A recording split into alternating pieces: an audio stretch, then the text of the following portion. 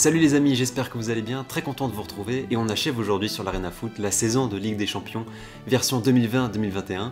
On va parler de cette finale Chelsea-Manchester City. Les Blues contre les Citizens, c'est donc l'épilogue de cette 66e Ligue des Champions de l'histoire. Avant d'évoquer chaque club, son parcours et sa forme actuelle, parlons un peu du contexte. La finale va avoir lieu à Porto, au Portugal, c'était pas ce qui était prévu, elle devait avoir lieu à Istanbul, mais en raison des restrictions sanitaires en Turquie, l'UEFA a décidé de délocaliser la finale au Portugal. Il y aura 12 000 spectateurs, c'est au moins ça, 6 000 supporters de Chelsea et 6 000 supporters de Manchester City. Chelsea-Man City, c'est une finale 100% anglaise, c'est la troisième de l'histoire. Il y en avait eu il y a 2 saisons, la finale Liverpool-Tottenham, remportée par Liverpool. Et puis si on remonte plus loin, lors de la saison 2007-2008, c'était déjà Chelsea qui était opposé à l'autre club de Manchester, Man United, et c'est les Red Devils qui l'avaient emporté. On va donc parler de chaque équipe, en commençant par la première équipe qui s'est qualifiée pour la finale, c'est l'équipe de Pep Guardiola. Guardiola retrouve une finale de Ligue des Champions 10 ans après sa victoire avec le Barça à Wembley en 2011. Il a enfin réussi à amener Manchester City vers une finale de Ligue des Champions. C'est un club qui a déployé tant d'investissements depuis 2016 pour arriver à ce stade. Après une série d'échecs, Man City va disputer sa première finale. Regardons le processus de qualification de Manchester City. Ils sont sortis premiers d'un groupe largement à leur portée, devant Porto, l'Olympiakos et l'Olympique de Marseille. En huitième de finale, les hommes de Pep Guardiola ont sorti les Allemands de Gladbach 4-0 en cumulé, facile avant de battre Dortmund en quart de finale 4-2 en cumulé. L'affrontement face au BVB est sans doute celui qui a suscité le plus de sueur froide pour Manchester City parce que sur le match retour, ils étaient à un moment virtuellement éliminés. En demi-finale, Manchester City, on le sait, a sorti le Paris Saint-Germain en gagnant 2 fois, 2-1 à Paris, puis 2-0 lors du match retour. Mahrez a été le grand bonhomme de cette qualification puisqu'il a marqué 3 des 4 buts de son équipe. Les Citizens ont l'occasion de parachever une grande saison en gagnant le trophée ultime, la coupe aux grandes oreilles. Saison déjà exceptionnelle pour les Sky Blues qui ont décroché leur 6e sacre en Première Ligue. Ils ont remporté aussi la coupe de la Ligue anglaise. C'est l'équipe en 2021 qui a le plus impressionné, je pense, qui a affiché des certitudes dans le jeu, les plus établies en Europe.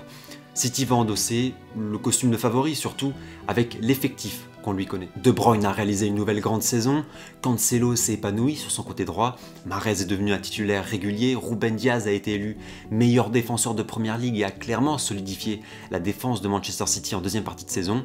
Ils ont un groupe très complet et l'occasion est belle aussi pour Sergio Aguero, meilleur buteur de l'histoire de Manchester City, de quitter le club en gagnant la Ligue des Champions.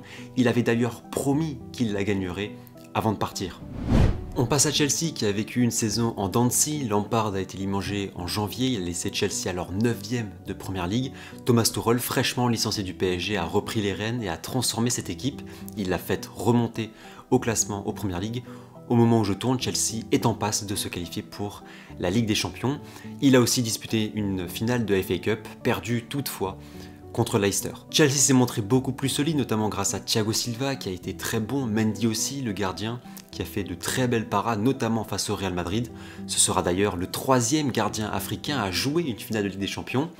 L'équipe a mieux joué aussi parce que le milieu de terrain a été flamboyant en deuxième partie de saison, à l'image de Jorginho et de Kanté, élu 2 fois homme du match contre le Real. Mount a éclos également offensivement, Werner ça va un peu mieux aussi. En somme, l'équipe des Blues va mieux. Concernant le processus de qualification, Chelsea a terminé en tête de son groupe devant Séville, Krasnodar et Rennes, sans trop de soucis.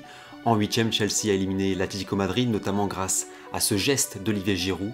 En quart, c'est Porto qui s'est fait sortir 2-1 en cumulé et Chelsea a ensuite dompté l'autre club de Madrid, le Real, en demi-finale sur le score de 3-1 en cumulé.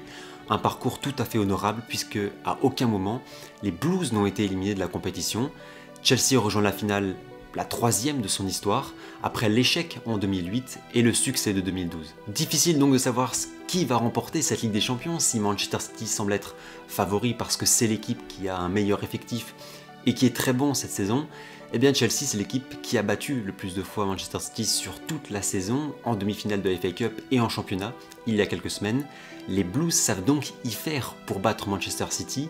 Il y a déjà un petit ascendant psychologique, alors je mettrai tout de même une petite pièce sur Man City parce que c'est une équipe qui est à la poursuite de ce sacre depuis très longtemps et qui m'a le plus impressionné.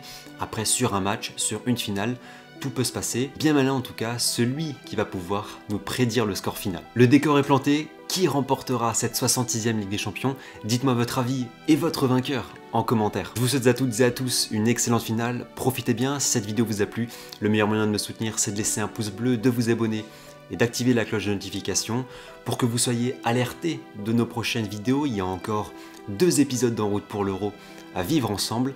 Merci pour votre fidélité et pour votre engouement pour cette série d'ailleurs, ça me fait vraiment super plaisir. N'hésitez pas à nous rejoindre également sur Instagram et Twitter, les liens sont en description. On se laisse là-dessus, bonne finale et prenez soin de vous. Ciao!